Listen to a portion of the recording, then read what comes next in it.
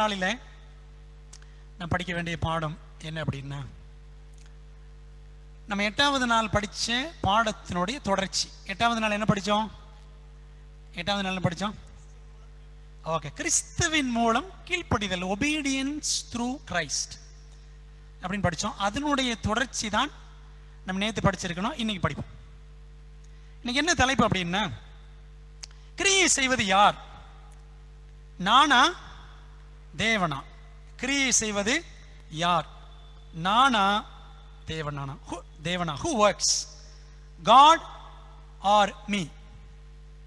தேவன் வேலை செய்கிறாரா அல்லது நான் வேலை செய்யணுமா?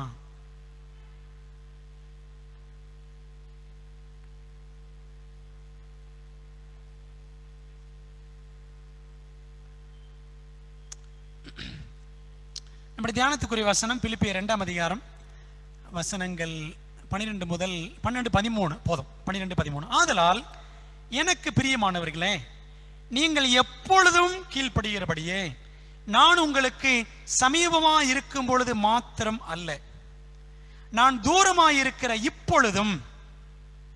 நீங்கள் என்ன செய்யணும்? நீங்கள் தூரமாக மாறிடுச்சு, ஒரு நிமிஷம். நான் தூரமாக இருக்கிற இப்பொழுதும் அதிக பயத்தோடும் நடுக்கத்தோடும் உங்கள் ரட்சிப்பு நிறைவேற பிரயாசப்படுங்கள். 13ஆம் வசனம். ஏனெனில் தேவனே தம்முடைய தயவுள்ள சித்தத்தின்படி விருப்பத்தையும் செய்கையையும் உங்களில் உண்டாக்குகிறவராய் இருக்கிறார். நம்ம 8வது நாள் படித்தப்போ ஆண்டவர் கீழ்ப்படியணும்னு படித்தோம். அந்த கீழ்ப்படிதல் என்பது விருப்பம் செய்கை சம்பந்தப்பட்டது. இந்த விருப்பம் செய்கை எப்படி நமக்குள்ள வருகிறது, அதை நம்ம அடுத்த நாள் படிப்போம் என்று நான் சொல்லியிருந்தேன். இன்றைக்கு நம்ம அதை படிக்க போகிறோம். பாவ மனுக்குலத்தை ஆண்டவர் படைத்தார். மனுக்குலத்தை படைத்தார். மனுக்குலம் என்ன ஆயிடுச்சு? பாவ மனுக்குலமாக மாறிவிட்டது. ஆண்டவர் பாவ மனுக்குலத்தை படைக்கல, சரிங்களா? அது ஒரு தவறான ஒரு ஸ்டேட்மெண்ட். அதை சொல்லும் பொழுது ஃப்ளோல வந்துருச்சு. பாவ மனுக்குலத்தை ரட்சிக்க படைப்புக்கு முன்னமே பரலோகத்தின் தேவன் வகுத்திருந்த பரலோக திட்டம் தான் என்னது? ரட்சிப்பின் திட்டம், பிளான் ஆஃப் சால்வேஷன். நம்ம எங்க படிக்கிறோம்? வெளிப்படுத்தல் 13:8 வாசிக்கிறோம். உலகத் தோற்றத்திற்கு முன்னமே அடிக்கப்பட்ட ஆட்டுக்குட்டி, அப்படித்தானே? உலகத் தோற்றத்திற்கு முன்னமே, இந்த உலகம் படைக்கப்படுவதற்கு முன்பாகவே ஆண்டவர் ரட்சிப்பின் திட்டம் ஒரு திட்டத்தை போட்டுட்டாரு. ஒருவேளை மனிதன் பாவம் செய்து விட்டால் என்ன செய்யலாம் அப்படின்னு ஆண்டவர் மனுஷன் பாவம் செஞ்சதுக்கு அப்புறம் யோசிக்கல. என்ன பண்ணாரு?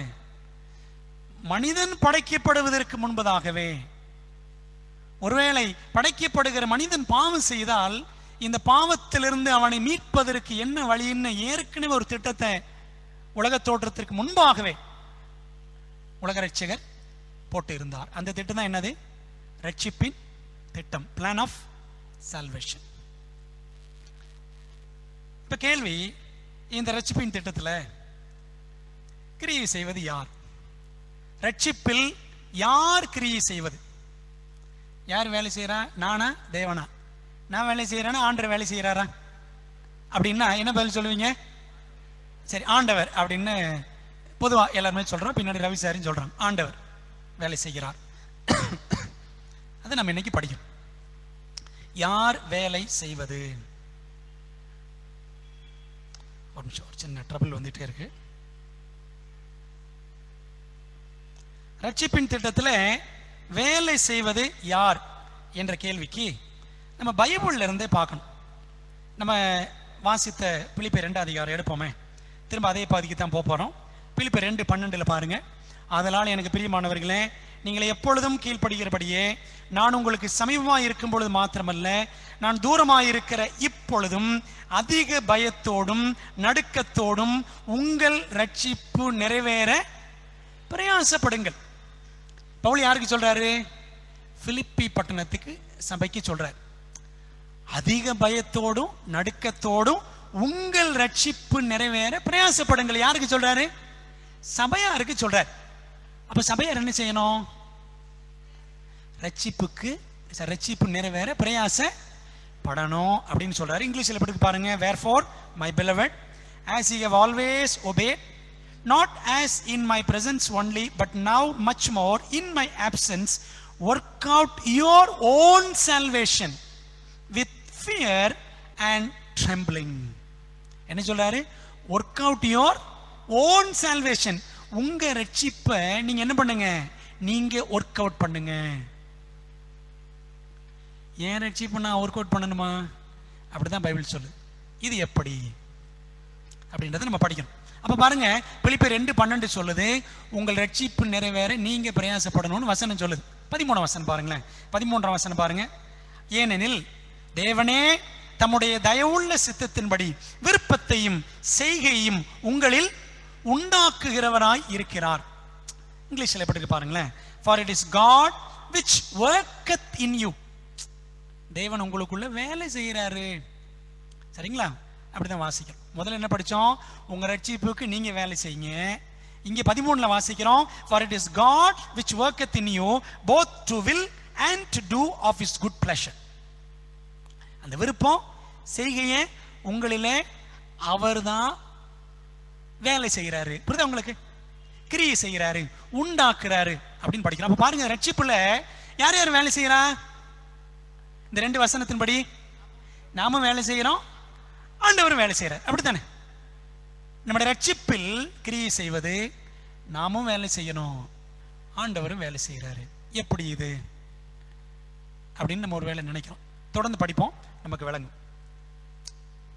எல்லன் ஒயிட் அம்மையார் சொல்றாங்க பாருங்களேன். என்ன சொல்றாங்க? The work of gaining salvation is one of co-partnership, a joint operation. There is to be cooperation between God and the repentant sinner. God works and man works. ரொம்ப அழகா இருக்கு பாருங்க. தமிழ்ல வாசிப்போம். என்ன சொல்றாங்க தமிழ்ல?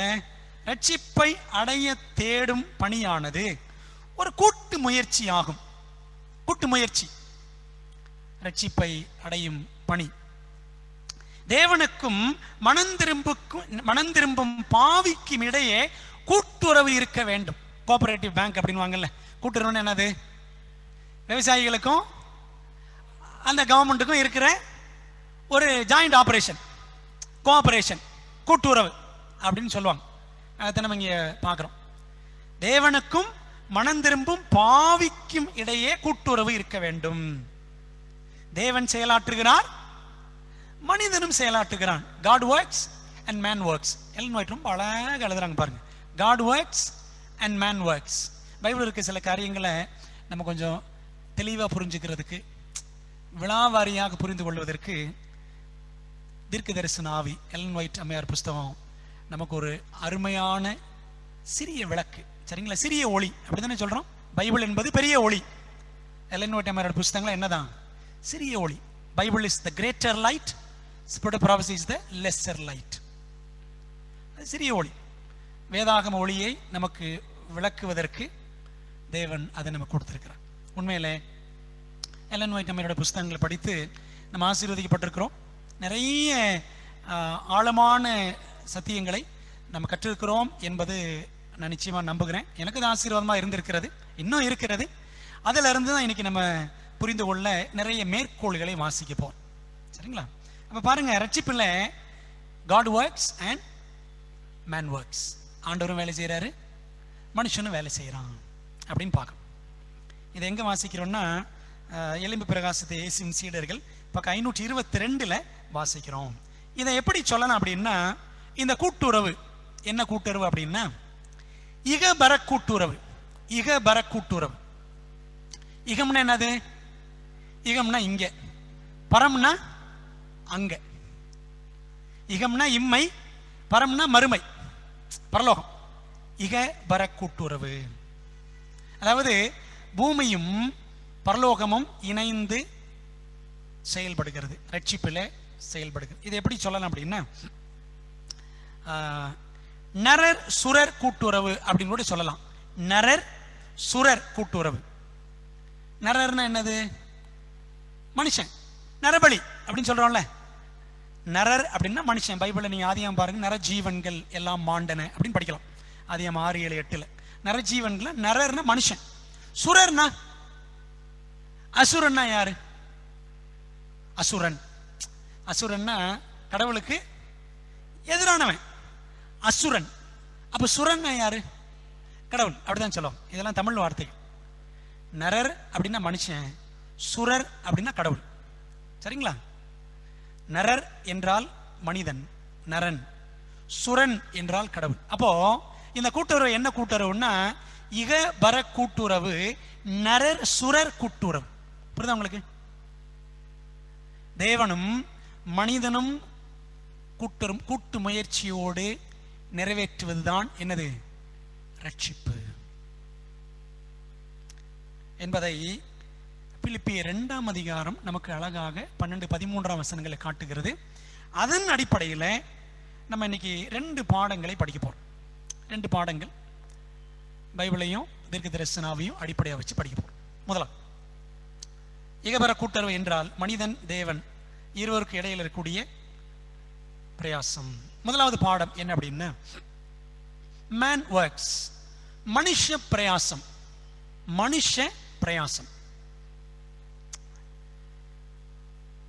ரட்சிப்பிலே மனுஷனுடைய பிரயாசம் என்ன அப்படின்னா பாருங்க, வாசிக்கிறேன். ஆங்கிலத்தில் வாசிப்போம். In order to be partakers of the divine nature, we must cooperate with God. Man is no passive being to be saved in indolence. அதாவது முதல் பகுதி அர்த்தம் சொல்லிடுவோம். தெய்வீக சுபாவத்திற்கு பங்குள்ளவர்களாக வேண்டும் என்றால் நாம் தேவனோடு ஒத்துழைக்க வேண்டும். இந்த ரட்சிப்பு என்ற விஷயத்துல மனுஷன் எப்படி இருக்கக்கூடாதான்? Passive being. பாசிவ் பீயிங்னா செயலாற்றாத ஒரு நபரா இருக்கக்கூடாது, ஆக்டிவ் பீயிங்கா இருக்கணும். ஆக்டிவா இருக்கணும். என்ன ஆக்டிவா இருக்கணும்? செயலாற்றக்கூடிய நபராக மனுஷன் இருக்கணும். ஏன்?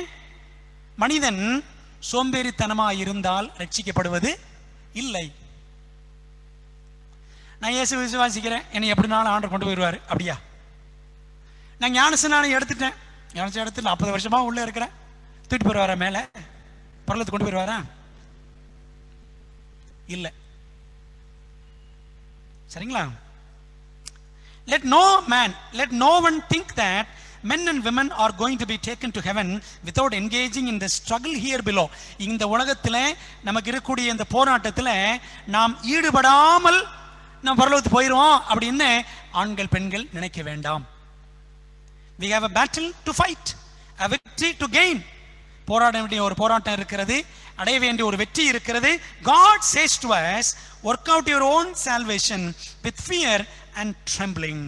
தேவன் சொல்லுகிறார், உங்கள் ரட்சிப்பு நிறைவேற அதிக நடுக்கத்தோடும் பயத்தோடும் நடுக்கத்தோடும் பிரயாசப்படுங்கள். அப்ப பாருங்க, இந்த ரட்சிப்புன்ற விஷயத்துல நம்ம என்ன பண்ணணுமா? அதிகமா பிரயாசப்படணும். என்ன பிரயாசம்? எப்படி பிரயாசம்? அதான் கேள்வி. How are we to labor? How are we to work out our own salvation? நம்முடைய ரட்சிப்பை நாம் எப்படி பயத்தோடும் நடுக்கத்தோடும் ரட்சிக்கப்படுவதற்கு பிரயாசம் எடுக்கணும்? பாருங்களேன், அடுத்த பகுதி வாசிப்போம். அம்மையார் எழுதுறாங்க, for it is God which worketh in you both to will and to do of his good pleasure. Man works and God works. இன்னொரு இடத்துல சொல்றாங்க, man works and God works. Man is called upon to strain every muscle and to exercise every faculty in the struggle for immortality. But it is God who supplies the efficiency. என்ன சொல்றாங்க அப்படின்னா, இந்த பூமியில நமக்கு இருக்கிற வரைக்கும் என்ன உண்டு? போராட்டம் உண்டு. அப்ப இந்த போராட்டத்துல, ரட்சிப்புக்குரிய இந்த போராட்டத்துல மனிதன் கிரியை செய்யணும், தேவனும் கிரியை செய்வார். இதுல என்ன பண்ணணும் பாருங்க, man is called upon to strain every muscle. ஒவ்வொரு தசையையும் ஈடுபடுத்தணுமா? to exercise every faculty. facultyனா மனோசக்தி. மனோசக்திகள் மூணு இருக்கு. 3 உயரிய மனோசக்திகள், 3 கீழ்த்தரமான மனோசக்திகளை நம்ம படிச்சிருக்கோம். சித்தம், வலிமை, பகுத்தறிவு அப்படின்னு சொல்லுவாங்க. சித்தம் வில் பவர், கான்சியன்ஸ் மனசாட்சி அப்படின்வாங்க, பகுத்தறிவு, ரீசன், இதெல்லாமே உயரிய சக்திகள், மனதின் உயரிய சக்திகள். இதெல்லாம் பயன்படுத்தணும். பார்த்தீங்களா? அப்போ இந்த ரட்சிப்பு என்ற விஷயத்துல நம்முடைய ஒவ்வொரு மசிலை பயன்படுத்தணும், ஒவ்வொரு ஃபேக்கல்டி, மனோசக்தியை பயன்படுத்தணும். ஏன்? இந்த ஸ்ட்ரகிள் ஃபார் இம்மோர்டாலிட்டி. இம்மோர்டாலிட்டின்னு என்னது? அழியாமை, நித்திய ஜீவன். நித்திய ஜீவன் அடையக்கூடிய இந்த போராட்டத்தில் நம்ம எல்லாம் அவ்வளவு கடுமையா போராடணுமா? மனுஷ பிரயாசம். ஆனால் அந்த efficiency, but it is God who supplies the efficiency. அந்த எஃபிஷியன்சி என்னது? அந்த திறமை. அப்படி போராடுறதுக்கான திறமையை நமக்கு யார் கொடுப்பான்? ஆண்டவர் கொடுப்பார். சரிங்களா? அன்பானவர்களே, இன்னொரு இடத்துல அம்மையார் சொல்றாங்க பாருங்களேன். இது இன்னொரு இடம். முதல்ல நம்ம படித்தது signs of the times, June 8, 1904 எழுதியிருக்கிறாங்க. இப்போ படிக்க போறது signs of the times, September 25, 1901. என்ன சொல்றாங்க பாருங்க. ஆத்தும ரட்சிப்பு என்பது தெய்வ மற்றும் மனித பலத்தின் கூட்டு கலவையாகும். The salvation of the soul is a blending of divine and human strength. தெய்வ பலன், மனித பலன் ரெண்டும் சேர்ந்த கூட்டு முயற்சி தான் ஆத்தும ரட்சிப்பு.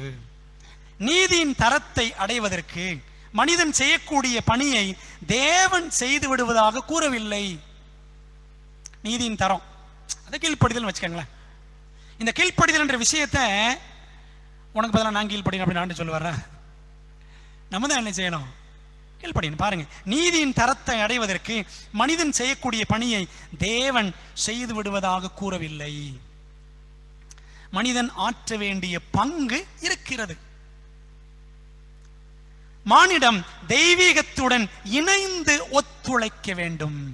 மானிடம்னா மனுஷன், humanity. Humanity must cooperate with divinity. நீங்களும் நானும் தேவனோட கோஆபரேட் பண்ணணும். அன்பானவர்களே, கேள்வி, நம்ம எல்லாம் பல வருஷமா கிறிஸ்தவங்களா இருக்கிறோம். நானும் செவன்த் சபையில் ஞானஸ்நானம் எடுத்து 25 வருஷம் ஆகி போச்சு. 95 மே 29 இந்த சபையிலிருந்து கோயில்பட்டிக்கு அனுப்பப்பட்டு ஞானஸ்நானம் எடுத்தேன். அந்த சமயத்தில் காலில் எனக்கு ஒரு வெட்டு காயம் இருந்துச்சு, பெரிய வெட்டு காயம் இருந்துச்சு. அந்த வெட்டு காயத்தோடு தண்ணிக்குள்ள இறங்கி ஞானஸ்நானம் எடுத்தேன். மே 29, 1995. 25 வருஷம் ஆயிடுச்சு. இப்படி எல்லாருக்கும் பல வருஷங்கள் ஆகியிருக்கும். ஆனால் கேள்வி, இத்தனை வருஷங்கள் ஆகியும் நான் தேவனோடு ஒத்துழைக்கிறேனா? பைபிள் படிச்சா ஜெபம் பண்ணிட்டா மட்டும் போதாது, சர்ச்சுக்கு வந்துட்டா மட்டும் போதாது. தேவனோடு ஒத்துழைக்கிற வாழ்க்கை நமக்கு இருக்கிறதா? யோசித்து பார்ப்போம். இங்கே பாருங்க, இன்னொரு அழகான ஒரு வாசகம் ஆங்கிலத்தில் இருக்கு. சிலதெல்லாம் நான் இன்னைக்கு தான் உட்காந்து எழுதினேன். என்னால் ஏற்கனவே முந்தா நாளே 2 நாளைக்கு முன்னாடி எழுத தொடங்கிட்டேன். அப்புறம் இடையில சில பலவீனங்கள் உட்காந்து முடியல. இன்னைக்கு உட்காந்து அப்படியே எழுதினேன். இதை வேற யார்ட்டையும் பாஸ் பண்ண முடியாது. ஏன்னா அந்த தொடர்ச்சி ஏற்கனவே எடுத்தேன். அந்த தொடர்ச்சி நானே முடிச்சுட்டா நல்லா இருக்கும் அப்படின்னு தோணுனதுனால இன்னைக்கு எப்படியாக இதை நடத்திடணும்னு ஆண்டவர் கிருபையாக கொண்டாந்துருக்கிறார். The Lord does not, சிலதை தமிழில் பண்ண முடியல, டைம் இல்லை. The Lord does not propose to perform for us either the willing or the doing. This is our proper work. என்ன சொல்றாங்க அப்படின்னா, அந்த விருப்பத்தையும் செய்கையும் உனக்காக நான் செய்யறேன்பா அப்படின்னு ஆண்டவர் சொல்லல. This is our proper work. இந்த விருப்பமும் செய்கையும் யார்கிட்ட வரணுமா? முறையாக நம்ம கிட்ட இருந்து வரணும். As soon as we earnestly enter upon the work, God's grace is given to work in us to will and to do, but never as a substitute for our effort. என்ன சொல்றாங்கன்னா, நான் என் ரட்சிப்புக்காக நான் பிரயாசப்படணும். அப்படி நான் பிரயாசப்பட நான் உள்ள இறங்கும் பொழுது தேவன் என்ன செய்வாரா? அவர் கிருபையை கொடுப்பார். கிருபையை கொடுத்து அந்த விருப்பமும் செய்கையும் என்னிடத்தில் வருவதற்கு அவர் செயலாற்றுவார். சரிங்களா? கிருபையை கொடுப்பாரு. எதுக்காக? நீ முயற்சி எடுக்க வேண்டாம்பா, நான் கிருபை கொடுக்குறேன். அப்படியா? அப்படி கிடையாது. ஆண்டவரே, நான் பரீட்சைக்கு படிச்சுட்டேன், நல்லா படிச்சுட்டேன், ஆண்டவரே நீங்க எனக்கு ஹெல்ப் பண்ணுங்க. இது கரெக்டா?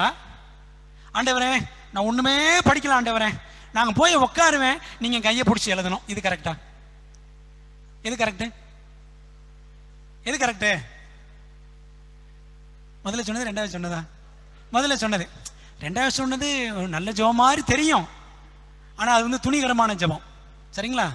பிரேயர் ஆஃப் பிரிசம்ஷன் அப்படின்னு சொல்லுவாங்க. பிரேயர் ஆஃப் பிரிசம்ஷன், துணிகரமான ஜெபம். ஒண்ணுமே படிக்கல, நான் போய் உட்காருவேன் ஆண்டவரே, நீங்க தான் கடகடன்னு எழுதணும்னு அப்படிலாம் ஆண்டு செய்ய மாட்டார். நான் படிக்கணும், ஆண்டு அங்க வந்து என்ன செய்வார், எனக்கு ஞானத்தை கொடுப்பாரு, ஞாபக சக்தியை கொடுப்பாரு. நான் ஒண்ணுமே படிக்காம அங்க போய் எழுதுனா நான் ஆண்டவரை ஏமாற்ற முடியுமா? அப்படிலாம் செய்ய முடியாது. பாருங்களேன், அப்ப என்ன சொல்றாங்க அப்படின்னா, அந்த விருப்பமும் செய்கையும் ஆண்டு நம்ம கொடுக்கணும் அப்படின்னா நம்ம ஒத்துழைக்கணும். அப்ப ஆண்டவர் கிருபையை தருவார். பாருங்க, தொடர்ந்து வாசிக்கிறோம். The Holy Spirit works the human agent to work out our own salvation. நம்முடைய ரட்சிப்பு நிறைவேற நாம் பிரயாசப்படுவதற்கு பரிசுத்த ஆவியானவர் அந்த மனித கருவிக்குள் ஆவியானவர் வேலை செய்வார். சரிங்களா? ஆனால் நம்ம ஒத்துழைக்கணும். To obey is better than sacrifice. The whole work of the Christian is comprised in willing and doing. பலியை பார்க்கிலும் கீழ்ப்படிதல் உத்தமம். 1 சாமுவேல் 15:22 படிக்கிறோம். அதாவது ஒரு கிறிஸ்தவனுடைய முழு பணி, அந்த ஒர்க்குன்னு எங்கெல்லாம் அம்மையார் சொல்றாங்களோ தானே சால்வேஷன். சரிங்களா? ரட்சிப்பை தான் அந்த ஒர்க்குன்னு வாங்க.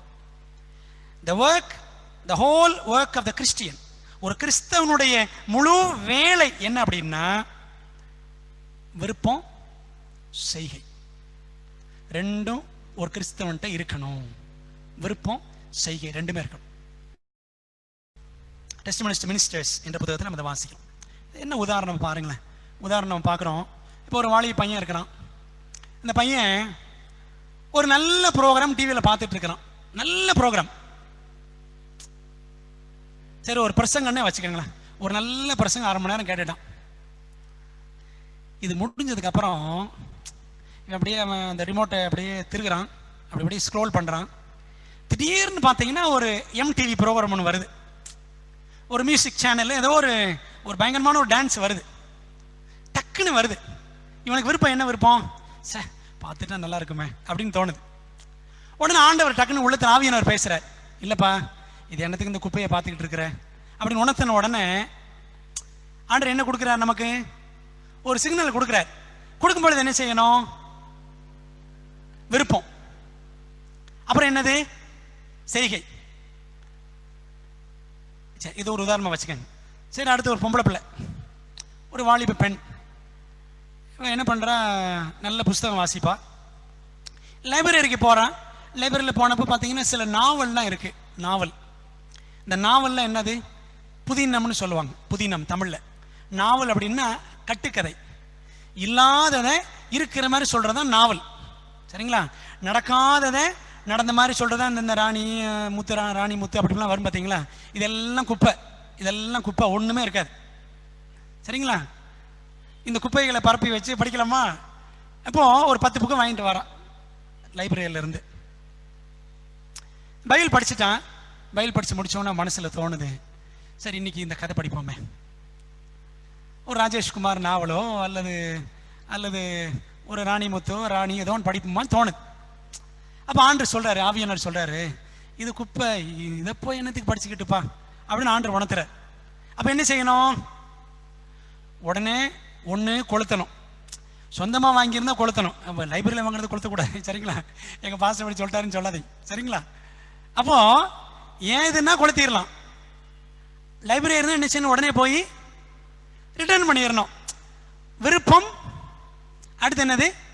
செய்கை. அப்போ ஆவியானவர் வேண்டான்னு சொல்லும் பொழுது இப்போ பாருங்களேன், விருப்பம்னா என்ன? அதை அங்கே டைப் பண்ணல.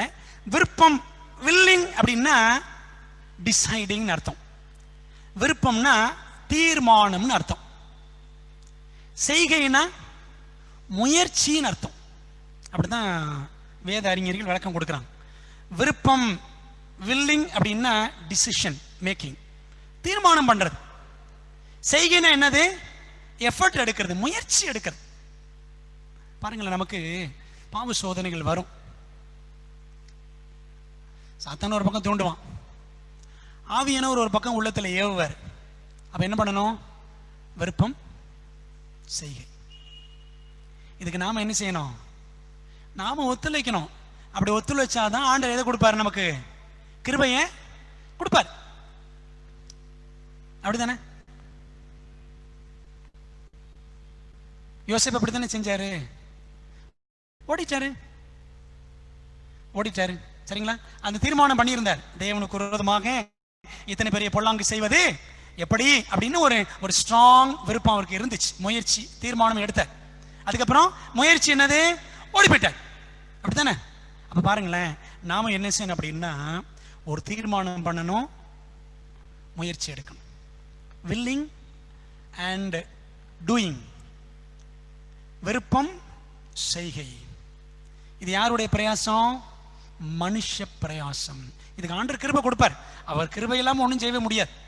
அப்ப இந்த மனுஷ பிரயாசம், மேன் ஒர்க்ஸ், மனிதன் எடுக்க வேண்டிய முயற்சிகள் இருக்கு. அன்பான தேவ பிள்ளைகளை, நம்ம இந்த வருஷம் ஆரம்பத்திலிருந்தே படிக்கிறோம், சுத்திகரிக்க வேண்டும். ஆண்டவர் நம்மை சுத்திகரிக்கணும். இன்னும் நம்மகிட்ட நிறைய குப்பைகள் இருக்கிறது. என் மனதை மிகவும் வருத்தப்படுத்தக்கூடிய சில காரியங்களே நிறைய இருக்கிறது. என் மனதையும் சொல்ல வேண்டாம், ஆண்டவருடைய மனதை வேதனைப்படுத்தக்கூடிய விஷயங்கள் நிறைய இருக்குது. நமக்குள்ளும் நம்மை சுற்றிலும் நடந்துகிட்டே தான் இருக்கிறது. பிரியமான தேவ பிள்ளைகளே, அப்போ மனுஷ பிரயாசம், என்னோட ரட்சிப்பு நிறைவேற நான் என்ன செய்யணும்? பயத்தோடும் நடுக்கத்தோடும் பிரயாசப்படணும். ரெண்டாவது என்னன்னு பாருங்க, தெய்வ பிரயாசம். தெய்வ பிரயாசம், God works. தெய்வ பிரயாசம். ரொம்ப அழகான சில மேற்கோள்கள் எல்லாம் வாசிக்க போறோம். இயேசுவின் ஓமைகள் என்ற ஒரு அருமையான புத்தகம், கிரைஸ்ட் ஆப்ஜெக்ட் லெசன்ஸ். அதில் சொல்றாங்க பாருங்களேன், ரொம்ப கூர்ந்து கவனிங்க. குணத்தில் பூரணத்துவத்தை அடைவது ஒரு இலகுவான காரியம் என்று கிறிஸ்துவானவர் நமக்கு எந்த நிச்சயத்தையும் தரவில்லை. ஒரு நோபல் கேரக்டர், ஒரு உயர்ந்த குணம், இந்த குணத்தை அடைவது ரொம்ப ஈஸிப்பா அப்படின்னு ஆண்டவர் என்ன செய்யல? எங்கேயுமே அஷூரன்ஸ் கொடுக்கல. அவர் சொல்லவே இல்லை. பாருங்க, ஒரு மேன்மையான முழு நிறைவான குணமானது பரம்பரையாக வந்து விடுவதில்லை. ஒரு நல்ல நோபல் கேரக்டர் பரம்பரையா வந்துருமா? எங்க தாத்தா ரொம்ப பக்திமான்றதுனால அந்த பக்தி எனக்கு வந்துருமா? வராது. என் மனைவி ரொம்ப பக்தின்றதுனால எனக்கு இந்த பக்தி வந்துருமா? வராது. பரம்பரையெல்லாம் வராது. அதான் என்ன வாசிக்கிறோம்? நாம் பிரயாசப்படணும். சரிங்களா? சரி, இப்ப படிக்கிறது தெய்வ பிரயாசம். தொடர்ந்து பாருங்களேன். தற்செயலாக நாம் அதை பெற்றுவிட முடியாது. பை ஆக்சிடென்டா நம்ம டபார்ன பக்திமான மாறிடுவேனா? ஒருவேளை ஆக்சிடென்ட் ஆனா அவன் அப்படிதானே? எனக்கு ஒரு ஆக்சிடென்ட் ஆச்சுன்னா நான் பக்தி ஆகிறதுக்கு வாய்ப்பு இருக்கு. ஆனா தற்செயலாக நம் பக்திமான நல்ல குணமுள்ளவர்களா மாற நடக்காது. பாருங்க, கிறிஸ்துவின் கிருபையினாலும் அவரது புண்ணியங்களின் மூலமாயும் அத்துடன் இணைந்த தனி மனித முயற்சியினாலும். நல்லா கவனிச்சிங்களா? கிறிஸ்துவின் கிருபை, அவருடைய புண்ணியம், அப்புறம் என்னவா? தனி மனித முயற்சியினாலும் ஒரு மேன்மையான குணத்தை பெற்றுக் கொள்ளலாம். தொடர்ந்து வாசிப்போம். தேவன் தாளந்துகளையும் மனோசக்திகளையும் கொடுக்கிறார். நாம் குணத்தை அமைக்கிறோம். ஆண்டவர் தான் அந்த தாளந்துகள், திறமைகள், மனோசக்திகள் எல்லாம் கொடுப்பாரு. we form the character. அந்த குணத்தை அமைக்கிறது யார்கிட்ட தான் இருக்கான்? நம்மகிட்ட தாங்க இருக்கு. ஒரே தப்பான உபதேசம் ஒன்று இருக்கான், வருமா? ஹெல்மெட் அம்மையை எழுதியிருப்பாங்க. என்ன தப்பான உபதேசம்னா, நான் எப்படி இருந்தாலும் பரவாயில்ல, நான் எவ்வளவு மோசமா இருந்தாலும் பரவாயில்ல, நான் எப்படி செத்தாலும் பரவாயில்ல, இயேசுவை விசுவாசிக்கிறேன் அப்படின்னு நான் ஒரு விசுவாசியா பேருக்கு இருந்துட்டு நான் செத்து போனாலும் அவர் 2ஆம் வருகையில் என்னைய மாத்திடுவாரு அப்படின்னு ஒரு உபதேசம் இருக்கான். இந்த உபதேசம் கரெக்டா? கிடையாது. நான் எப்படி இருந்தாலும் ஒருவேளை நான் குடியாரம் செத்து போயிட்டேன்னு வச்சுக்கோங்களேன், ஒரு கொலைகாரனை செத்து போயிட்டுன்னு வச்சுக்கோங்க, நான் உயிர் தள்ளும் பொழுது ஆண்டவர் அந்த டைம்ல எல்லாம் கரெக்ட் பண்ணிடுவாரு. அப்படியா? அப்படி பார்த்தா யாருமே சர்ச்சுக்கு வர வேண்டாம். அப்படித்தானே அன்பானவர்களே? பாருங்களேன், நாம் குணத்தை அமைக்கிறோம். இந்த குணத்தை அமைப்பதற்கு நம்ம கொடுக்கப்பட்ட ஒரே ஒரு தருணம் இந்த வாழ்க்கை மட்டும்தான். This life is the only chance where we have to perfect our character after Christ. கிறிஸ்துவை போல நம்ம குணம் மாற்றம் அடைவதற்காக கொடுக்கப்பட்ட ஒரே ஒரு வாய்ப்பு இந்த வாழ்க்கை. இதை நாம் புரிந்து கொண்டோமா?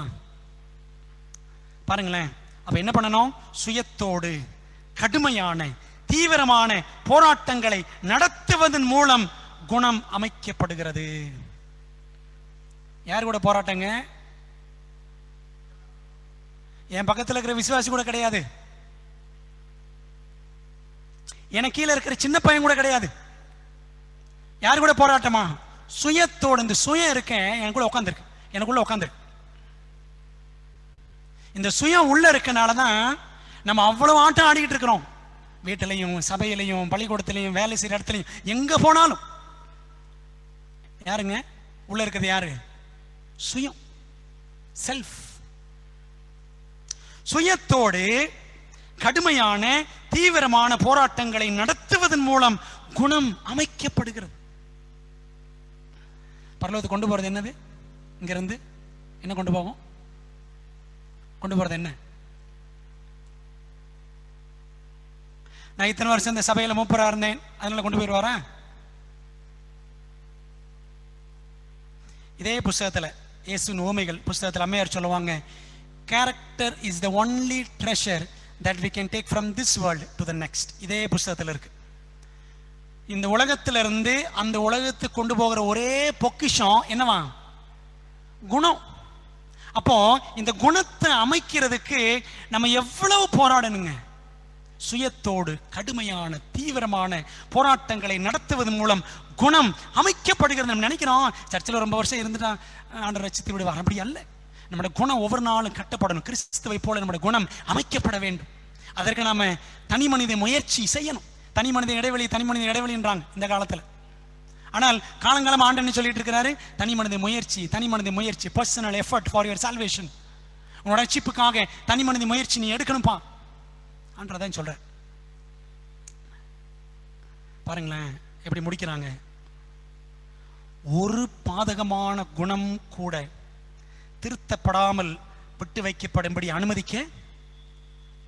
ஒரு பாதகமான குணம், ஒன் அன்ஃபேவரபிள் ட்ரைட், ஒரு கெட்ட குணம் கூட நம்மகிட்ட இருக்கவே கூடாது. அது இன்னொரு அம்மையார் சொல்லுவாங்க, ஒரு புள்ளி இருந்தா கூட என்ன செய்ய முடியாதான்? நம் பின்மாரியை பெற முடியாது. ஐயோ ரொம்ப கஷ்டமா இருக்கு அப்படின்னு நினைக்காதீங்க. அதான் தெய்வ பிரயாசம் படிச்சுட்டு இருக்கோம். மனுஷ பிரயாசம் மட்டும் விட்டுல ரட்சிப்பு விஷயத்துல தெய்வ பிரயாசமும் இருக்கு. பாருங்களேன், இன்னொரு பகுதி ஆங்கிலத்தில் வாசிக்கிறேன், ரொம்ப அழகான ஒரு பகுதி. Self is difficult to conquer. எது ரொம்ப கஷ்டமா? Self is difficult to conquer. இந்த சுயத்தை ஜெயிக்கிறது இருக்கேன் ரொம்ப ரொம்ப கஷ்டம், ரொம்ப கஷ்டம். But all should be impressed with the fact that unless this victory is gained through Christ, there is no hope for them. கிறிஸ்துவின் மூலமாகத்தான் இந்த வெற்றியை, இந்த சுயத்தை ஜெயிக்க முடியும்னு நம்ம இந்த உண்மையை புரிஞ்சுக்கல அப்படின்னா யாருக்குமே நம்பிக்கையே கிடையாது. நம்முடைய கர்த்தராகிய இயேசு கிறிஸ்துவின் மூலமாய் நமக்கு ஜெயம் கொடுக்கிற தேவனுக்கு ஸ்தோத்திரம். 1 கொரிந்தியர் 15:57. The victory can be gained, for nothing is impossible with God. வெற்றி அடைய முடியும், சுயத்தின் மீது வெற்றி பெற முடியும். தேவனால் கூடாத காரியம் ஒன்றும் இல்லை. By his assisting grace, all evil temper, நல்ல கவனிங்க, by his assisting grace, உதவி செய்யும் அவருடைய கிருபையினாலே, ஒத்தாசை செய்யும் அவருடைய கிருபையினாலே, all evil temper, எல்லா கெட்ட கோபம் நம்மகிட்ட இருக்கா இல்லையா? இருக்கா இல்லையா கெட்ட கோபம்? all evil temper, all human depravity, எல்லா மாம்ச பலவீனம், எல்லா மாம்ச கெட்ட கோபம் எல்லாத்தையும் என்ன செய்ய முடியுமா? நம்ம ஜெயிக்க முடியும்.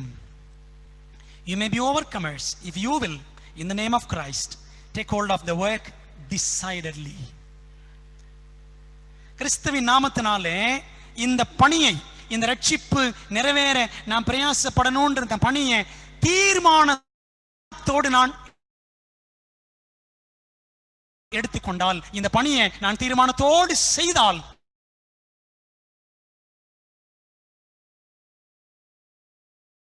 முடியும். அன்பான தேவ பிள்ளைகளே,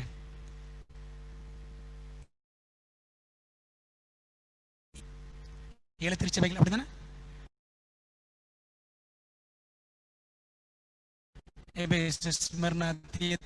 படிக்கணும்ல.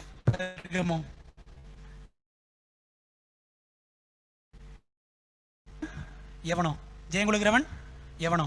ஒவ்வொரு சபைக்கு முடிக்கும் பொழுதும் கிறிஸ்து அப்படித்தான் எழுதுவார். லெட்டர் அவர் தான், 7 சபைக்கு லெட்டர் அவர் தான் எழுதுறார். ஒவ்வொரு சபைக்கும் முடிக்கும் பொழுது ஒரு வாக்குத்தத்தோடு முடிப்பாரு. ஜீவரிச்சத்தின் கனியை புசி கொடுப்பேன், ஜீவகிரடத்தை கொடுப்பேன், மன்னாவை கொடுப்பேன், அதை கொடுப்பேன், இது கொடுப்பேன்னு சொல்லுவாரு. ஆனா எப்படி தொடங்குவார் தெரியுமா? கண்டிஷனோட தொடங்குவார். என்ன கண்டிஷன்? ஜெயங்கொள்ளுகிறவன் எவனோ. ஜெயங்கொள்ளுகிறவன் எவனோ. அது ஆணுக்கும் சரி பெண்ணுக்கும் சரி. பிரியமான தேவ ஜனங்களே, நம்ம இந்த 10 நாட்களும் படிச்ச பாடம் தாங்க. எழுப்புதல் சும்மாலாம் வராது. நான் பண்றதெல்லாம் பண்ணி போட்டு, புரியுதா உங்களுக்கு? எல்லா அக்கிரமத்தையும் பண்ணிட்டு ஆண்டவரே ஆவியை ஊற்று. என்ன ஆவி வரும்? வேற ஆவி வரும். புரியுதா உங்களுக்கு? ஆகவே நாம் பட வேண்டிய பிரயாசம் ஒன்று இருக்கு, மனுஷ பிரயாசம். இன்னொரு பிரயாசம் இருக்கு. அது என்ன பிரயாசம்? தெய்வ பிரயாசம்.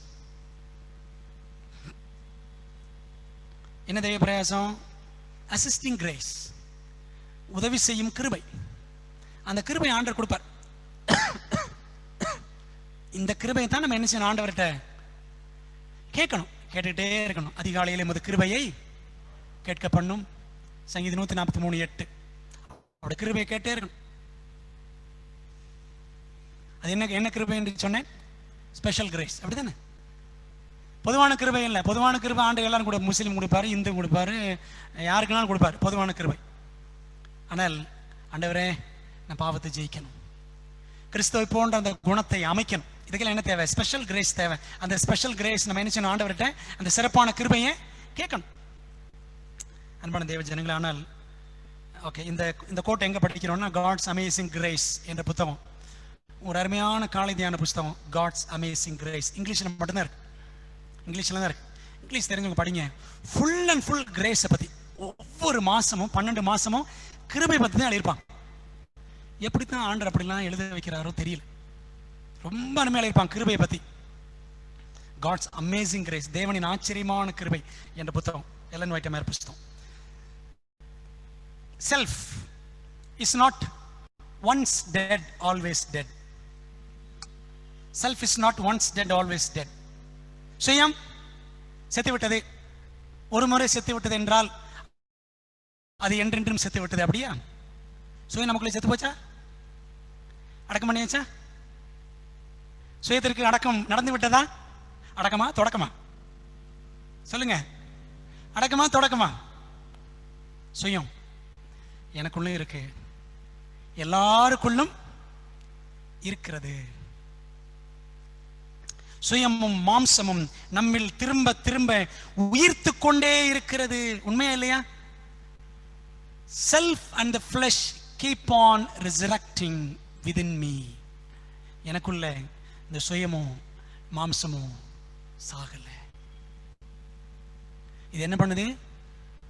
எலும்பிக்கிட்டே இருக்கு, எலும்பிக்கிட்டே இருக்கு. அதனால தான் பவுல் சொல்றாரு, நான் அனுதினமும் சாகிறேன். Very good. 1 கொரிந்தியர் 15:31. நான் அனுதினமும் சாகிறேன். சாகிறேனா? எந்த சாவை சொன்னாரு? சுயத்தை தான் சொன்னார். நம்ம சுயம் பத்தி படிக்க போறோம் கொஞ்ச நாட்கள். ஒரு 8-10 பாடங்கள் படிக்கணும். சுயம் வரம் அப்படின்ற தலைப்பில் படிக்க போறோம். சுயம் வரம். சுயம் செத்துருச்சா?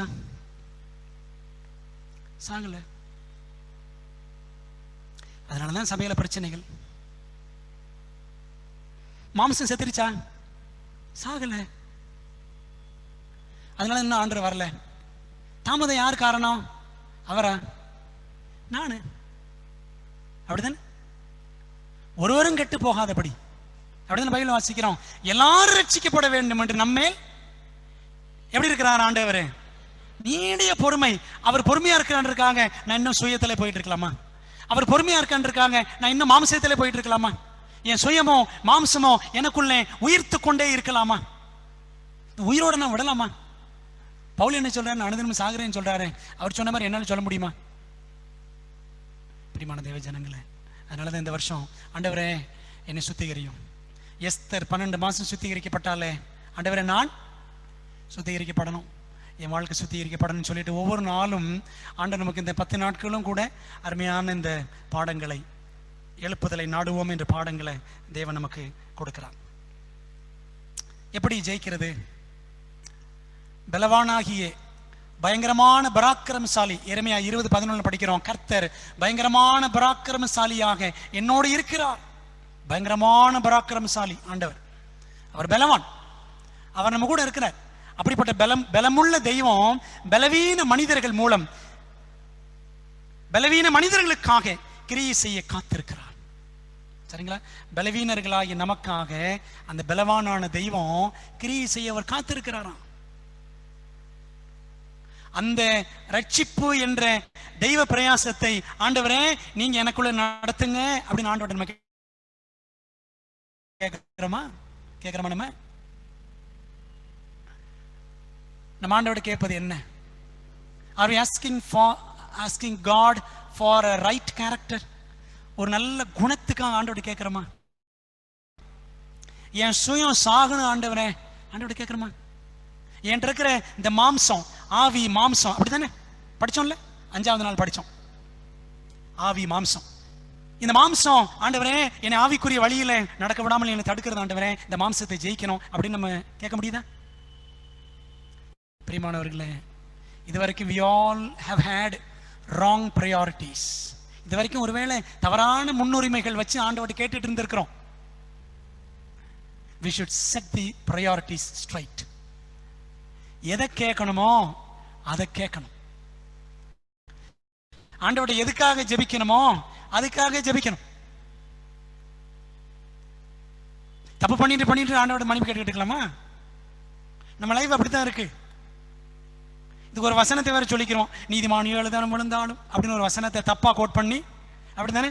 அவன் விழுந்தாலும் எழுந்திருப்பான்னு சொல்லி விழுந்து எழுந்திரிச்சுட்டு இருக்கிறது, அப்படித்தானே? அப்படித்தானே வாழ்க்கை வாழ்ந்துட்டு இருக்கோம் எல்லாருமே.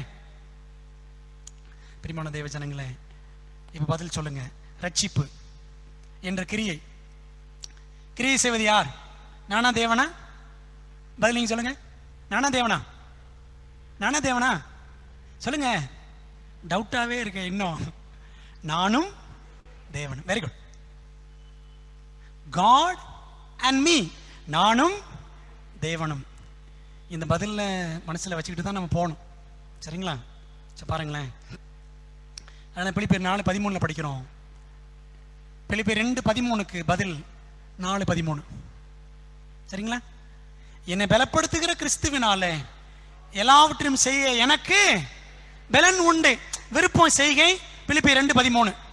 4:13 என்ன சொல்லுது? 4:13 அவர் என்னை பலப்படுத்துவாரு, நான் எல்லாத்தையும் ஜெயிச்சிருவேன். புரியுதா உங்களுக்கு? as simple as such, அவ்வளவுதான். Very simple. 2:13 விளக்கம், 4:13. அவர் என்னை பலப்படுத்துவாரு, நான் ஜெயிக்க வேண்டியதுல ஜெயிச்சிருவேன். புரியுதுங்களா? அது மட்டும் இல்ல, கிறிஸ்து எனக்குள்ள இருப்பாரு. இனி நான் அல்ல, கிறிஸ்துவே எனக்குள் பிழைத்திருக்கிறார். அவர் எனக்குள்ள இருந்து அவர் ஜெயிச்சுக்கிட்டே இருப்பாரு. புரியுதா உங்களுக்கு? Christ will live in me and he will do the overcoming. அந்த ஜெயிக்கிற வேலையை அவர் எனக்குள்ள இருந்து செய்வார். விளங்குதுங்களா? அவர் நமக்குள்ள இருந்து அந்த வெற்றி பெறுகிற பணியை அவர் செய்வார். நான் ஜெயிப்பேன்றது கிடையாது, அவர் எனக்குள்ள இருந்து ஜெயிப்பார். இதுதான் விசுவாசத்தினால் வரும் நீதி. விசுவாசத்தில் நீதிமான் பிழைப்பான். அதான் அது. அவர் எனக்குள்ள இருந்து என்னை ஜெய கிறிஸ்தவனாய் மாற்றுவார், என்னை ஜெய கிறிஸ்தவளாக அவர் மாற்றுவார் என்று விசுவாசிக்கிறோம். பார்த்தீங்களா? இதுதான் விசுவாசத்தினால் வரும் நீதி என்ற பாடம். ஆகவே மனசில் வச்சுக்குவோம். எபேசியர் 2:10 சொல்லுது, கடைசி வசனம் வாசித்து முடிச்சிருவோம். எபேசியர் 2:10, ஏனெனில் நற்கிரியைகளை செய்கிறதற்கு நாம் கிறிஸ்து இயேசுவுக்குள் சிருஷ்டிக்கப்பட்டு தேவனுடைய செய்கையாய் இருக்கிறோம். ஆண்டவர் ஏன் நம்மளை படைச்சாரா? For we are his workmanship created in Christ Jesus unto good works. நம்ம ஆண்டவர் படைச்சது எதுக்கு தானா?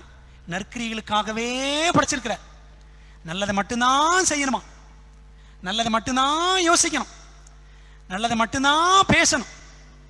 அந்த காந்தி தாத்தா வீட்டில் இருந்த அந்த 3 குரங்கு நமக்கு சொல்லிக் கொடுக்குற பாடம் அதுதான். அந்த 3 குரங்கு சரிதானே? பார்த்துருக்கோம்ல, தீயவற்றை கேட்காதே, தீயவற்றை பேசாதே, தீயவற்றை பார்க்காது, நற்கிரிகளை மாத்திரம் நாம் செய்ய வேண்டும். அதற்காக கர்த்தர் நம்மை படைத்திருக்கிறார். படைத்தவர் நமக்கு அதற்கான பலனையும் கொடுப்பார் என்று நம் தேவனை சார்ந்திருந்தோம் என்று சொன்னால் கர்த்தர் நிச்சயமா நமக்கு உதவி செய்வார். ஒரு சின்ன ஜோமெண்ட்டு, நான் உடனே கிளம்புறேன். அடுத்த 2 மருத்துவமனைகளுக்கு நான் போக வேண்டியது இருக்கு. ஒரு சின்ன ஜோமெண்ட்டு அப்படின்னு கிளம்பட்டுமா? அதுக்கப்புறம் ஒரு சின்ன மிஷினரி கதையை மாதவன் சொல்லுவாங்க. அதுக்கப்புறம் பாடல் பாடி ஜெபித்து நிறைவு செய்யுங்க. ஜெபம் பண்ணுவோம். முழங்கால் பாடிடுவோமா? எங்க நல்ல ஆண்டவரே, உங்களுடைய நாமத்திற்கு நன்றி செலுத்துகிறோம்.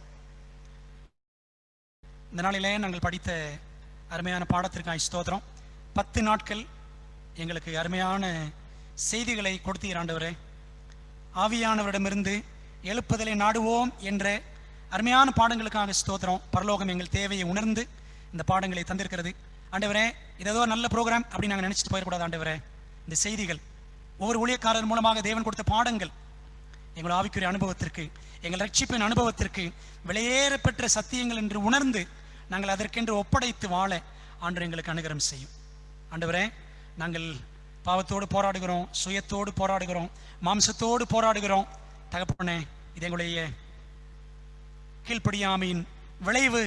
ஆதாம் அன்று கீழ்ப்படியாமல் போனான், ஏவாள் கீழ்ப்படியாமல் போனால் அந்த விளைவுகளின் உச்சத்தில் நாங்கள் பலவிதமான கசப்பான அனுபவங்களை எங்கள் வாழ்க்கையில் கடந்து செல்கிறோம் ஆண்டவனே. நாங்களும் துக்கப்படுகிறோம், உண்மையும் துக்கப்படுத்துகிறோம் தகப்பனே. எங்களை மன்னியும், எங்களை பரிசுத்தமாக்கும். மனுஷ பிரயாசம் தெய்வ பிரயாசம் என்று அருமையான பாடங்களை படித்தோம் ஆண்டவரே. தேவன் தாமே தம்முடைய தயவுள்ள சித்தத்தின்படி எங்களுக்குள்ளே விருப்பத்தையும் செய்கையும் உண்டாக்குகிறார் என்று படித்தோம். எங்களை பலப்படுத்துகிற கிறிஸ்துவினாலே எல்லாவற்றையும் செய்ய எங்களுக்கு பலன் உண்டு என்று படித்தோம் ஆண்டவரே. கிறிஸ்து தாமே எங்களுக்குள்ளே இருந்து எங்களை பலப்படுத்தி ஒரு வெற்றிகரமான கிறிஸ்தவ அனுபவத்திற்குள்ளாக, ஒரு ஜெயமுள்ள கிறிஸ்தவ வாழ்க்கைக்குள்ளாக கர்த்தர் எங்களை நடத்தும்படி இரட்சகர் இயேசுவின் நாமத்தில் ஜெபிக்கிறோம். ஜெபங்கேலோ நல்ல பிதாவே.